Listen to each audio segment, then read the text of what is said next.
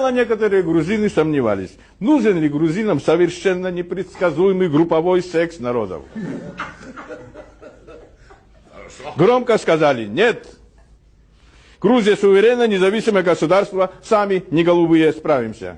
Но год спустя, наагитированные гражданами славянской национальности, грузины согласились. Но гуляет страх, нищета, голод, свет нормированный, газ слабым напором горит. Сосед негодяй грабит соседа напротив, голодные собаки не гавкают, сил нет. Грустная ситуация.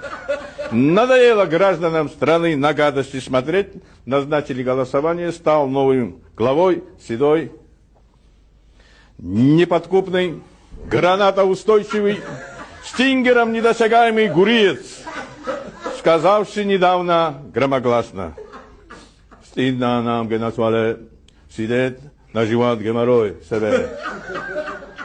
Надо голову свернуть нынешним гангстерам, спекулянтам, наркоманам, грабителям. Сбудется надежда грузинов. Станем нормальным государством. С нами Господь. С Новым годом! Сакардолос, Галвар!